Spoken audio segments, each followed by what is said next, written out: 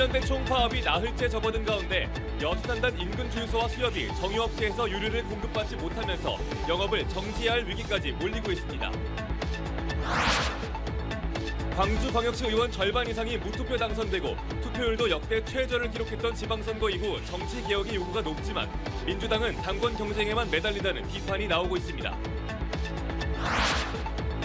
평년 절반에도 못 미치는 강수량으로 섬지역 수원지마다 저수량이 바닥을 드러내면서 섬마을은 석 달째 제한급수고 농민들도 영농철 물 부족에 시름이 깊어지고 있습니다. 코로나19와 관련해 실내에선 여전히 마스크를 착용해야 하는데 젊은 층이 많은 클럽은 밀폐된 실내 공간임에도 마스크 착용이 이루어지지 않고 있습니다. 여러분 안녕하십니까? KBC 8시 뉴스입니다. 화물연대 총파업이 나흘째 접어든 가운데 여수 국가산업단지 인근 주유소와 수협에도 비상이 걸렸습니다. 여수산단 정유업체에서 유류를 공급받지 못하면서 영업을 정지해야 할 위기까지 몰리고 있습니다. 박승현 기자가 취재했습니다. 여수산단 내 GS칼텍스 공장에서 가장 가까운 주유소입니다. GS칼텍스의 유류 공급을 받지 못하면서 80%에 달하던 저장 탱크 용량은 20%로 뚝 떨어졌습니다. 지금 한 3, 4일 정도 물량 소진이 다 되면은 영업하기가 상당히 힘들 것 같은. 화물연대가 GS칼텍스 출입구를 봉쇄하면서 여수, 순천, 광양 지역 주유소 150여 곳이 나흘째 유류 공급을 받지 못하고 있습니다. GS칼텍스는 평소 유류의 95%를 송유관과 선박을 통해 국내 각 거점에 운송하고 있는데 여수 공장과 가까운 주유소에는 탱크로리로 직접 공급하고 있습니다. 지금 탱크로리 주사가 대부분 막혀서 인근 주유소에조차 소유 제품을 공급하지 못하고 있는 실정입니다. 선박에 면세유를 공급하는 수협에도 비상이 걸렸습니다. 이곳 여수 수협 면세유 저장 탱크에는 현재 60% 분량밖에 남아있지 않습니다. 현재 소형 선박만 들어오고 있어 이달 말까지는 버틸 수 있지만 대형 선박이 공급받는다면 이마저도 금방 소진될 것으로 보입니다. 큰 배들이 많이 오게 되면은 타격이 좀 있을 것 같습니다. 화물연대 파업이 장기화할 조짐을 보이고 있는 가운데 유류 공급이 마비되면서 서민 경제에도 타격이 우려되고 있습니다. KBC 박승현입니다. 여수 상공회의소가 화물연대 파업을 조속히 중단해 줄 것을 호소했습니다. 여수 상인은 호소문을 통해 경제회복기간이 장기화되고 있는 상황에서 이번 파업은 고스란히 시민과 노동자들의 피해로 이어질 수 있고 특히 수출 시장에도 악영향을 끼칠 수 있다고 설명했습니다. 특히 화물연대는 수출 제품 반출입 활동의 주체로서 여수산단의 경쟁력에 크게 기여하고 있다며 수출 성수기를 앞두고 대승적인 차원에서 파업을 멈춰달라고 요청했습니다. 화물차의 운행을 방해한 화물연대 노조원 2명이 경찰에 붙잡혔습니다. 영암경찰서는 오늘 새벽 2시쯤 영암군 사무읍 대부랑에서 비노조원 화물차 운전기사들의 5톤짜리 화물차량 100대 입출차를 방해한 혐의로 화물연대 노조원 2명을 붙잡아 조사하고 있습니다. 경찰은 조사를 거쳐 화물연대 노조원들에 대한 신병 처리 여부를 결정할 방침입니다. 화물연대 파업이 나흘째 이어진 가운데 기아 광주 공장에서 생산된 신차 3,000여대가 광주 평동 출하장과 장성 물류센터에 적재됐습니다. 기아 광주 공장은 파업으로 카캐리어 차량 운행이 중단됨에 따라 공장 직원과 물류회사인 글로비스 직원 200여 명을 동원해 사흘째 차량 운송에 나서고 있습니다. 직원들이 직접 운전해 옮긴 차량은 지난 8일 오후부터 오늘까지 3,000대에 달합니다. 기아 측은 내수용 차량엔 임시 번호판을 부착하고 수출용 차량은 임시운행 허가증을 받아 이동시키고 있습니다. 광주 광역의원 절반 이상이 무투표 당선이 되고 투표율도 역대 최저를 기록했던 6일 지방선거가 끝난 지 이제 열흘이 지났습니다. 지역에서는 정치 개혁의 요구가 높아지고 있지만 정작 열세를 쥐고 있는 민주당 내부에서는 당권 경쟁에만 매몰됐다는 비판이 나오고 있습니다. 이형길 기자입니다. 6일 지방선거 광주 투표율은 37.7%. 불과 2개월 전 치러진 광주 대선 투표율 81.5%와 비교했을 때 40% 넘는 유권자들이 투표장에 나서지 않았습니다. 가장 큰 이유는 주민 선택권이 작동할 수 있는 토대가 부족했다는 점이 꼽힙니다. 실제 광주에서는 광역의원 지역구 20곳 가운데 11곳이 무투표 당선됐고 구청장이 투표 없이 결정된 광주 광산구는 33.3%의 투표율로 전국에서 가장 낮은 투표율을 보였습니다. 선거 전후로 기초단체장 정당 무공천과 기초의원 공천 제한 등 정치개혁 요구가 빗발쳤습니다. 민주당도 선거가 끝난 뒤 첫 일성으로 정치개혁을 다짐하기도 했습니다. 투표율의 의미 또한 저희들이 아프게 매섭게 가슴에 새기겠습니다. 혁신하고 반성하라는 의미로 알겠습니다. 하지만 선거가 끝난 뒤 열흘이 다 돼가도록 국회와 민주당 내에서는 정치와 공천 방식을 논의하는 움직임은 없습니다. 오히려 공백 상태인 당권을 차지하기 위한 당내 갈등만 요란한 상황입니다. 성능감을 줄 수 있는 정치적인 구조를 어떻게 만들어낼 것인가에 대해서 다양한 논의들이 필요한데 낮은 투표율로 공천이 곧 당선이라는 공식을 강화한 호남의 민주당. 민주당이 이번 지방선거에서 투표율로 나타낸 민심을 받아내지 못할 경우 호남에서의 정치 지형 변화도 빨라질 수 있다는 전망이 나오고 있습니다. KBC 이영길입니다.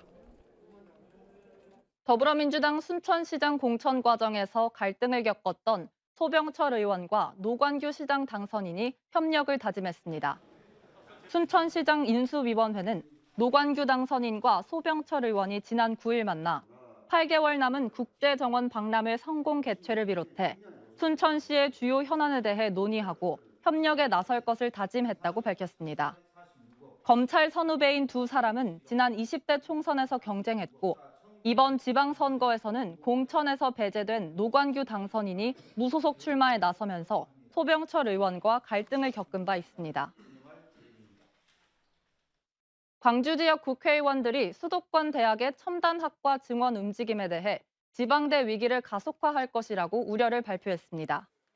더불어민주당 조호섭 의원과 윤영덕 의원은 성명서를 통해 국가 균형 발전을 무시하고 지방대 위기를 재촉하는 수도권 대학 정원 확대 발언을 철회하라고 요구했습니다. 강기정 광주광역시장 당선인도 자신의 SNS를 통해 수도권 대학은 기존처럼 기업과 대학이 계약학과 방식으로 정원을 늘리면 된다며 윤석열 대통령의 수도권 대학 반도체학과 증원 방침에 대해 비판했습니다.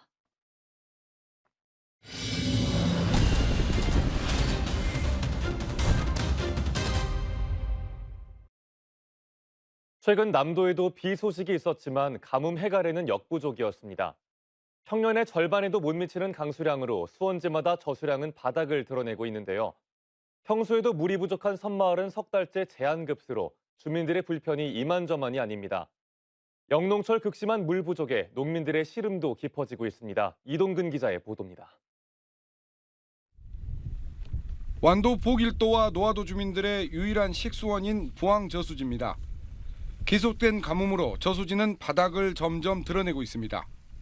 남은 물로 2개 섬 7,500여 명의 주민들이 버틸 수 있는 기간은 불과 한 달 남짓입니다. 석 달 전에 저희가 이곳을 찾아왔을 때보다 저수지는 바닥을 더 드러내고 있습니다.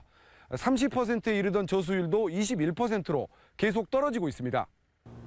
석 달 전부터 제한급수를 시행하면서 간간히 버티고 있지만 큰 비가 내리지 않으면 단수 간격을 늘려야 할 상황입니다.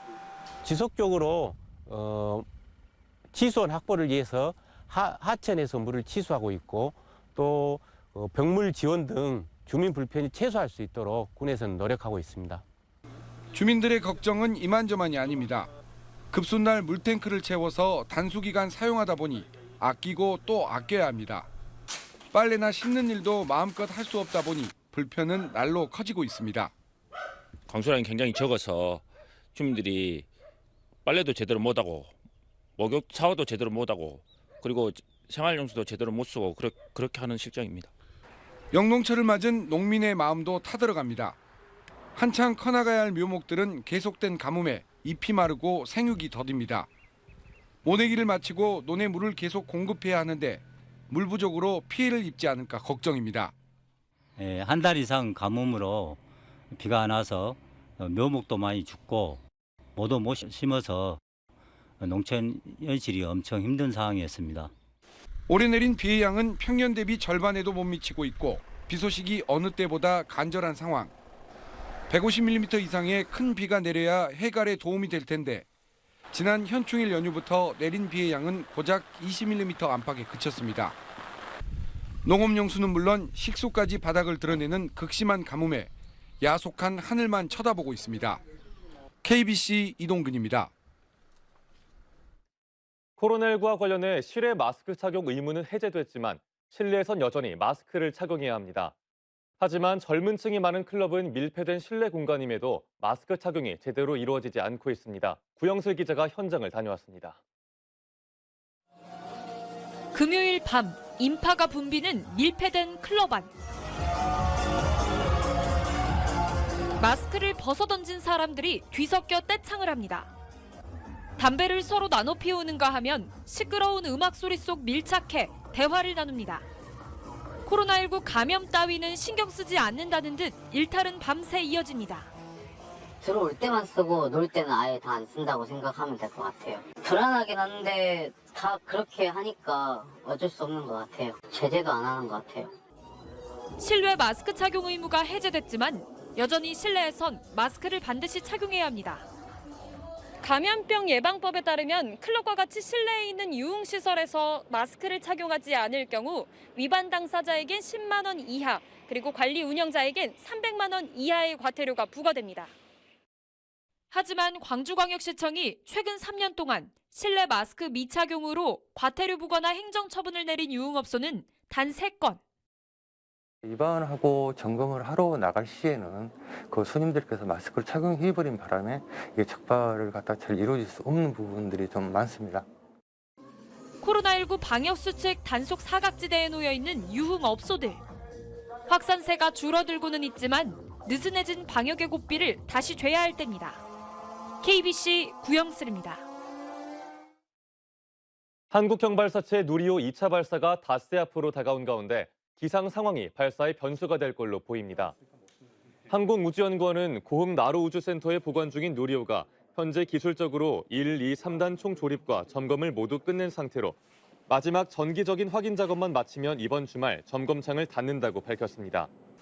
발사 예정일은 오는 15일로 정해졌으며 시간은 기상 상황 등을 고려해 당일 오전 최종 확정되는데 현재로선 오후 4시가 유력합니다. 지역 방송의 자율성을 제약하는 과도한 허가와 승인 조건의 완화를 요구하는 목소리가 나왔습니다. 방송통신위원회와 호남권 지역지상파 사장단이 광주 시청자 미디어센터에서 가진 간담회에서 참석자들은 방통위의 재허가 등 각종 인허가와 승인 과정에서 자율성을 제약하지 않도록 조건 완화를 요구했습니다. 또한 방송 광고의 결합 판매 폐지는 전체 광고 수익의 4분의 1가량의 감소로 이어져 방송사 운영에 치명적인 타격을 줄 것이라며 구제책 마련이 필요하다고 주장했습니다. 광주에서도 제35주년 60민주항쟁 기념식이 열렸습니다. 오늘 광주 금남로공원에서 같이 한 걸음을 주제로 진행된 행사에서 참석자들은 35년 전 민주주의 발전에 기여한 열사들의 삶을 되새기면서 사회 불평등을 해소하고 더 나은 민주주의로 나아가겠다고 다짐했습니다. 자랑스러운 6월 항쟁인으로는 효정두 열사 추모 사업회와 장헌권 목사 등 5명이 선정됐습니다. 제27회 환경의 날과 제1회 환경교육주간 기념 행사가 신안 자은도에서 열렸습니다. 기념식에는 전라남도와 신안군 지속가능발전협의회와 환경단체 등이 참여해 환경유공자 표창과 저탄소 생활 실천을 다짐하는 기념식수 등의 행사를 가졌습니다.